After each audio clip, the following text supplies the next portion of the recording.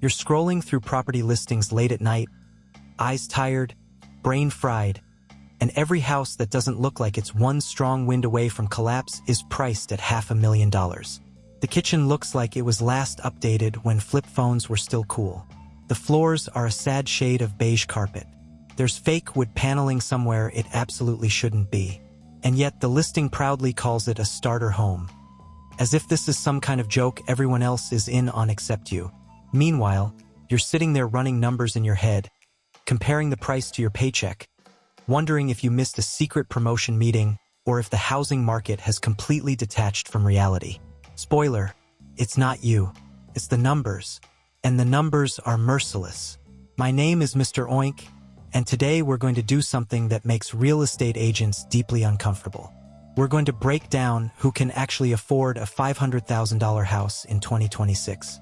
Not who gets a loan approval email. Not who a bank is willing to gamble on. But who can realistically buy that house and still live their life without turning every month into a financial stress experiment. Because qualifying for a mortgage and actually affording a home are two very different things, and confusing them is how people end up rich on paper and miserable in real life. Let's start with the uncomfortable truth no one wants to say out loud. In a huge number of US markets right now, $500,000 isn't luxury. It's the entry price. It doesn't buy you a mansion or anything close. It buys you a modest 1,200 square foot box, 3 bedrooms, 2 bathrooms, and a backyard roughly the size of a yoga mat. In places like Denver, Austin, or anywhere within commuting distance of a major city, $500,000 is what regular people are expected to pay for a regular house. Now here's the part where the math starts to hurt. The median household income in the United States is about $84,000. That means we're asking families earning $84,000 a year to buy homes that cost 6 times their annual income. If that sounds absurd to you, congratulations, your brain still works. But everyone keeps insisting it's fine. The mortgage broker says you're approved. Your parents bought their first house making way less. Some guy on TikTok claims he flips houses with $0 down. So what's the catch? The catch is that everyone has quietly redefined what the word affordable means, and the new definition is completely detached from reality. Let's start where most dreams go to die. The down payment. The old school rule was 20% down. On a $500,000 house, that's $100,000 in cash. Let that sink in. $100,000. The median American savings account has roughly $8,000 in it. So you're not a little behind. You're about $92,000 short. And before you say, I'll just save it, let's do that math too. If you're earning $84,000 a year and somehow manage to save 10% of your gross income, which almost no one actually does, that's $8,400 per year. At that pace, it will take you nearly 12 years to save the down payment, assuming home prices politely freeze in place, which they absolutely will not. So you skip the 20% down payment and do what most people actually do. You put down 5% or 10%. Congratulations, you've just unlocked a bonus fee called PMI, private mortgage insurance. This is the monthly penalty you pay for not already being rich. It usually runs between $200 and $400 a month, and it doesn't protect you at all. Protects the bank because they're worried you might default. You are literally paying extra every month to insure someone else's risk. You're starting homeownership already behind. Now let's talk about the mortgage itself. You scrape together 10%, $50,000, and take out a $450,000 loan. At current interest rates, somewhere between 6% and 7%, your monthly payment lands around $2,750 to $2,850. And that's just principal and interest. That number alone already makes a lot of people uncomfortable, but we're not even close to done. Next come property taxes. Depending on where you live, that's anywhere from $4,000 to $8,000 a year. Let's be conservative and call it $500 a month. Then homeowners insurance, which has exploded in price thanks to climate risk and rising rebuild costs. You're looking at another $250 to $350 per month. Easily more if you're in a flood zone, fire zone, or anywhere insurance companies are nervous. Then there's maintenance, the cost everyone pretends doesn't exist until something breaks at the worst possible moment. The general rule is about 1% of the home's value per year. On a $500,000 house, that's $5,000 annually, or roughly $417 per month. And don't forget PMI, that lovely $200 to $400 we talked about earlier. Now let's add it all up. Mortgage, $2,850. Taxes, $500. Insurance, $300. Maintenance, $417. PMI, $300. Your total monthly housing cost is now about $4,367. And that's assuming nothing goes wrong. No roof issues, no surprise HOA assessments, no flooding, no cracked foundation, no disasters. Here's where the math gets even more uncomfortable. Financial advisors typically say you shouldn't spend more than 28% of your gross income on housing. Banks are more aggressive and will approve you as long as your total debt stays under about 43% of your income. Let's reverse engineer that. If $4,367 represents 28% of your income, you need to earn about $187,000 a year. Even using the looser bank standard, you still need around $150,000 annually. And now we hit the punchline. Only about 10% to 20% of U.S. households earn $150,000 or more, which means roughly 80% of American households cannot comfortably afford a $500,000 home by any reasonable standard. This isn't pessimism. It's arithmetic. So who's buying these houses? Some have too high-paying incomes. Some have family money. Some are stretching themselves so thin that one unexpected expense would collapse everything. Let's look at what that actually means in real life. Meet a household we'll call the Johnsons. Two professionals earning a combined $160,000 a year. Solidly upper middle class. They should be fine, right? After taxes, payroll deductions, and a modest retirement contribution, they're bringing home around $9,500 a month. That's their real, usable money. Now subtract the $4,367 housing cost. They're left with $5,133 for everything else. 2 car payments, $800. Car insurance, $250. Gas, $300. Student loans, $600. Health insurance premiums, $400. Groceries, $800 if they're careful. Utilities, phones, internet, $450. Now they're down to about $1,533. And that's before clothes, kids' activities, medical copays, home furnishings, travel, or saving anything meaningful. They're spending nearly half of their take-home pay on housing alone. These aren't reckless people. They're just trying to live what the market tells them is normal. And this is what it feels like. Constant anxiety. Checking your bank balance before basic purchases. Saying no to small things because every dollar matters. Lying awake at night calculating whether you can afford tires or if you need to delay and hope nothing goes wrong. One broken appliance away from panic. One job disruption away from disaster. At $160,000, it's already this tight. At $120,000, it's worse. At $100,000, it's impossible. At the median income of $84,000, buying a $500,000 house isn't tight. It's pure fantasy unless someone else is footing part of the bill. And here's the most dangerous part. The system doesn't warn you. Sellers price homes based on comps. Banks approve loans based on default risk, not quality of life. Agents encourage stretching because they get paid when deals close. No one in the process is incentivized to protect your long-term financial health. Once you buy, you're locked in. You can't easily walk away. So people stay. They stay stressed. They stay trapped in jobs they hate. They watch savings disappear and wonder why the American dream feels like a nightmare. The harsh truth is this. For most Americans, a $500,000 home is not affordable. Not sustainably. Not safely. Home prices have skyrocketed while incomes lagged far behind. You cannot budget your way out of a structural affordability crisis. You cannot side hustle your way out of math that doesn't work. There is no prize for being house poor. There is no medal for sacrificing your peace of mind for a mortgage. Real wealth isn't equity you can't touch. Real wealth is margin, freedom, the ability to handle life without panic. So if you're staring at a $500,000 listing and your household income is under $140,000, pause. Run the real numbers. Ignore the approval letter. Ignore the social pressure. If the math doesn't work, walk away. That's not failure. That's intelligence. Sometimes the smartest move isn't buying in. Sometimes it's recognizing that the game is broken and choosing not to play. And once you really sit with that realization, once the emotional fog lifts and the numbers stop being abstract ideas and start feeling like weight on your chest, something uncomfortable happens.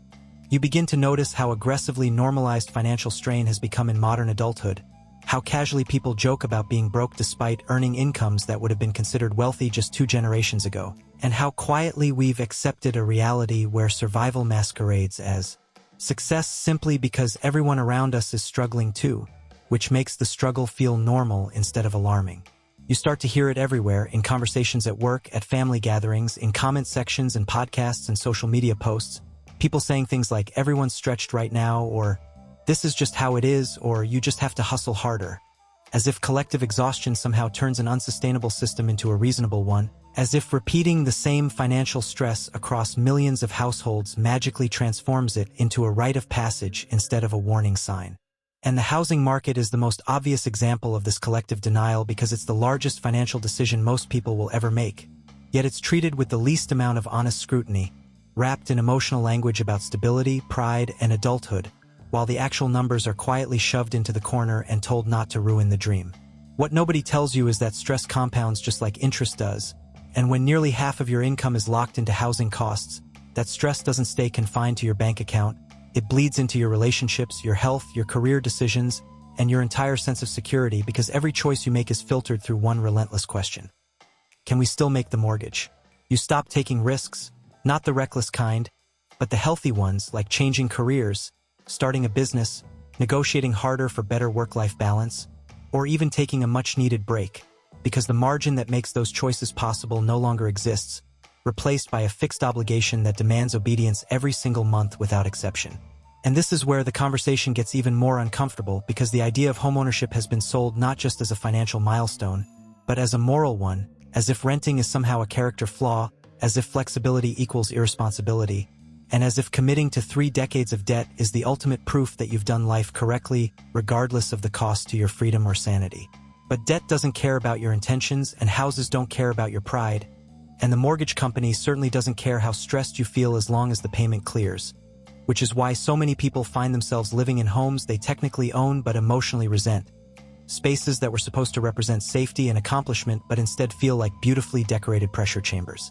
This is how you end up with entire neighborhoods full of people who look successful from the outside but are quietly terrified of layoffs, medical bills, or even routine maintenance, because the financial buffer that absorbs life's randomness has been sacrificed at the altar of ownership, and randomness, unlike bills, does not operate on a predictable schedule. And the cruel irony is that the very people most encouraged to buy, first-time buyers, young families, middle-income earners, are the least equipped to absorb the risks that come with inflated prices and high interest rates, yet they're the ones being told to stretch, compromise, and just make it work, while investors, corporations, and wealthier buyers sit comfortably insulated from those same pressures. At some point, you have to ask yourself a question that feels almost rebellious in today's culture. What if the goal isn't to own a house at all costs, but to build a life that isn't constantly on the verge of financial collapse? What if stability isn't about having your name on a deed, but about having options, resilience, and the ability to respond to change without panic? Because when you strip away the marketing, the social pressure, and the inherited beliefs from previous generations, what you're really deciding isn't whether to buy a house. It's whether you're willing to trade flexibility for obligation at a price that assumes nothing will ever go wrong, an assumption that real life has never once honored. And this is where many people feel a deep sense of grief, not just about housing, but about the future they were promised, because they did everything they were told to do, they went to school, they worked hard, they avoided obvious mistakes, and yet the finish line keeps moving further away, transforming what used to be a reasonable aspiration into an exclusive luxury disguised as normalcy. That grief is valid, and it deserves acknowledgement, because pretending that this is merely a matter of personal budgeting ignores the structural reality that wages and housing costs have divorced each other so completely that individual discipline alone cannot bridge the gap, no matter how frugal or motivated someone might be. And once you accept that truth, something strange but powerful happens. The shame starts to dissolve because you realize that struggling to afford a $500,000 house on a normal income isn't a personal failure.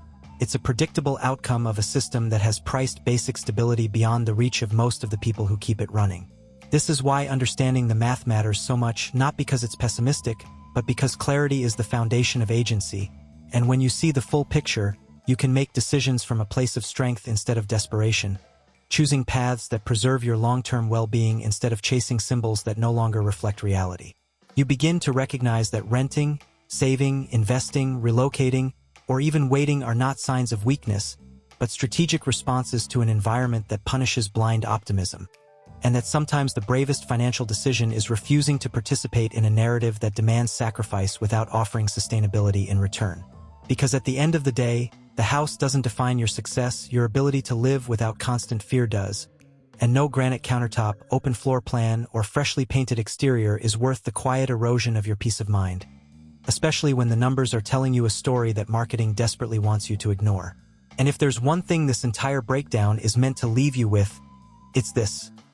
Affordability isn't about what you can technically buy. It's about what you can support without turning your life into a series of financial compromises that shrink your world year after year, until the only thing you own is responsibility without relief. The smartest move isn't always the popular one, and it certainly isn't the one that looks best on social media, but it's the one that lets you breathe, sleep, adapt, and build a future that isn't held hostage by a single oversized decision. Because real success isn't measured by the price of your house. It's measured by how much control you still have over your life after the bills are paid. And when you keep pulling on that thread long enough, when you refuse to let the discomfort fade and instead follow it all the way down to its logical conclusion, you begin to see that the housing crisis isn't just about prices or interest rates. It's about how an entire economic system has quietly shifted risk downward, away from institutions and toward individuals, while still pretending that the rules of the past somehow apply to the reality of the present. Because decades ago, when a house cost 2 or 3 times a household's annual income, stretching carried a very different meaning. The margin for error was larger, wages grew more predictably, and one income could often cover the essentials while the other provided cushion, which meant that unexpected expenses were problems to solve, not existential threats. Today, that margin has evaporated, replaced by a fragile balancing act where everything has to go right every month, for decades, just to maintain the illusion of stability. And the moment something deviates from the plan, illness, layoffs, economic downturns, family emergencies, the entire structure starts to wobble. What makes this especially dangerous is that the fragility is hidden at first, masked by excitement, fresh paint, and the emotional high of ownership, so people don't realize how exposed they are until the novelty wears off and the bills become routine, at which point the commitment is already locked in and reversing course becomes painfully expensive. This is how people slowly drift into financial captivity without ever consciously choosing it, signing papers during moments of optimism that bind them during moments of fear, all while being told that discomfort is temporary and that relief will come later, usually in the form of raises, promotions, or appreciation that may or may not ever materialize. And even when those improvements do happen, they're often absorbed immediately by rising costs, higher taxes, increased insurance premiums, and the ever-present maintenance needs of an aging structure, creating a treadmill effect where progress feels real but never actually results in greater freedom.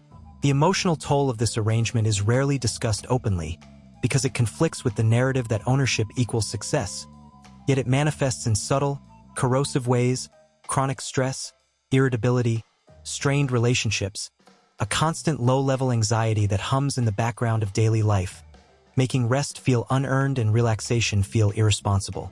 People stop dreaming long-term and start thinking in billing cycles, measuring time not in years or aspirations but in paychecks and due dates, which slowly reshapes their identity from someone building a life to someone maintaining a liability. And the cruelest part is that this transformation happens quietly, without dramatic failure, without foreclosure notices or bankruptcy headlines, just a slow narrowing of options until the life you imagined owning becomes a life that owns you. Meanwhile, the cultural messaging never adjusts, continuing to celebrate purchases without questioning sustainability, showcasing highlight reels of renovations and housewarming parties, while completely ignoring the years of financial tension that follow, reinforcing the idea that if you're struggling, the problem must be personal rather than systemic. This disconnect creates a powerful sense of isolation, because everyone assumes everyone else is doing fine, which discourages honest conversations and makes people suffer in silence, convinced that admitting stress would somehow reveal incompetence instead of shared reality. And this silence is convenient for the industries that benefit from perpetual buying, because as long as individuals internalize the blame, the structure itself remains unchallenged, free to continue extracting value without accountability. At some point, clarity forces a shift in perspective, where you stop asking, how can I make this work, and start asking, why does this require so much sacrifice to begin with? A question that opens the door to alternatives that were previously dismissed as inferior simply because they didn't align with outdated ideals. You begin to see that flexibility has value, that liquidity is not laziness, that being able to adapt quickly is a form of strength in an economy defined by volatility, and that locking yourself into a fixed cost that consumes your resilience may be the opposite of prudent planning. This doesn't mean rejecting homeownership forever. It means reframing it as one option among many rather than the default measure of adulthood, and recognizing that timing, location, and personal circumstance matter far more than social expectations. Because the real danger isn't missing out on ownership, it's committing to ownership under conditions that leave no room for error, no space for growth, and no buffer against life's inevitable unpredictability. And when you finally accept that truth, you reclaim something far more valuable than a deed. You reclaim agency, the ability to make choices based on reality rather than pressure, to prioritize sustainability over symbolism, and to define success in terms that actually support your well-being. You start to understand that wealth isn't just accumulation, it's endurance, the capacity to weather storms without panic, to absorb shocks without collapse, and to move through life with enough margin that decisions are guided by intention rather than fear. In that light, the question stops being whether you can afford a $500,000 house and becomes whether that house can afford you, whether it leaves you stronger, calmer, and more capable over time, or whether it slowly drains the very resources that make a good life possible. And for many people, when that question is answered honestly, the conclusion is not defeat but clarity, a recognition that opting out of an unsustainable path is not giving up, but choosing longevity over burnout in a system that quietly rewards endurance while publicly glorifying consumption. This clarity doesn't make the housing market fairer, but it does make your choices cleaner, grounded in truth rather than illusion, and that alone can be enough to change the trajectory of your financial life in ways that no square footage ever could.